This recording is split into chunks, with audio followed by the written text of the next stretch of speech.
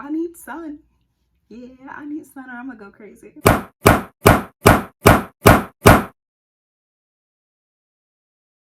What's up guys, welcome back to my channel. My name is Keon and today I'm just going to be doing a video on some things that I'm going to be looking for in my next apartment. My lease is up in 3 months, so I'm going to be on the hunt for a new place.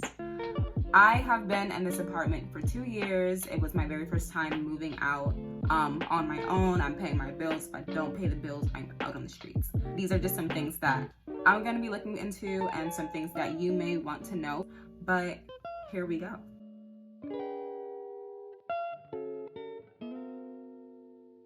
So the neighborhoods.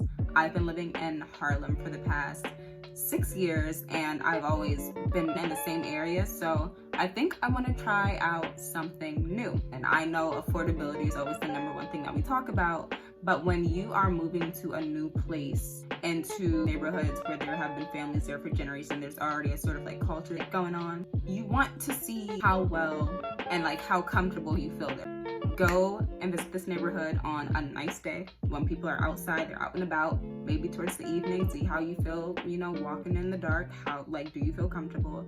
And that's kind of how you vet whether or not a neighborhood is for you. In addition to the neighborhood, I now know that I need sunlight.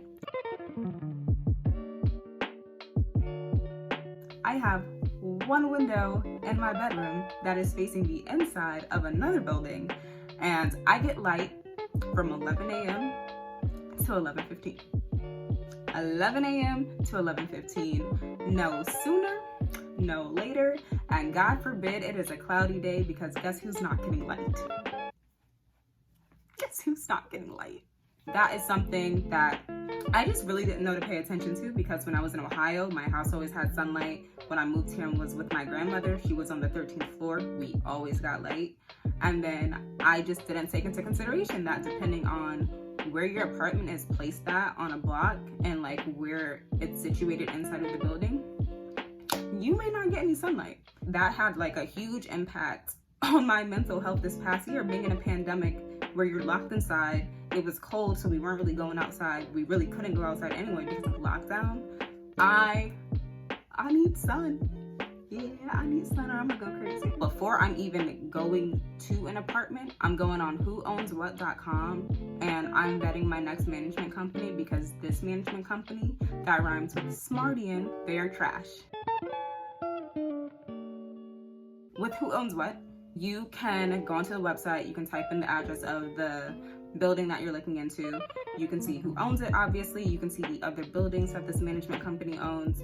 And then from there, you can also see like open violations they have. You can see all of the different violations, whether it's heat, whether it is roaches, whether it is rats, mice, whatever, whether the elevator is constantly broken, which there is another building on my block by the same management company, and there was actually an article written about them because they were like the 7th worst elevator in New York based on like the amount of 311 calls.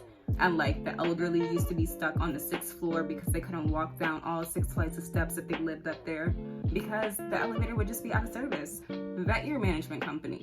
Even if you don't make a lot of money and you're not living in luxury, you still are entitled to, I don't know, a livable situation. You're paying all this money. It's a two-way deal. Hold your management companies accountable, hold your landlords accountable, hold your supers accountable. Also, I don't know how realistic this is when it comes to apartment hunting, unless you give yourself a lot of time, but you can actually check the apartment's rental history. I think they can only raise the rent each year in a unit by like a certain percentage. And we found out that they were overcharging so many people in this building. They owe thousands and thousands of dollars to some of these tenants because they were overcharging them for all of these years. Look into that. Do not be a sucker just because you're trying to live in New York. Like, it's not that deep. Be smart about it.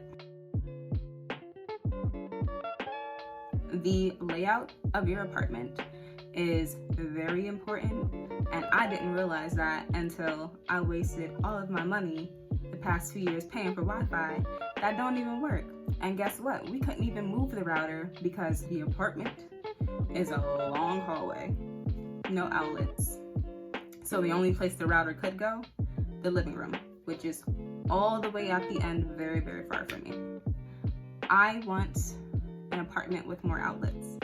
I want an apartment that is more proportionate in layout. That will greatly affect Wi-Fi usage, and who knows what's really going to be going on these next couple of months. We're supposedly going back to normal. If so, that's great, but I want to be prepared just in case I find myself in another situation where I'm kind of stuck in the house.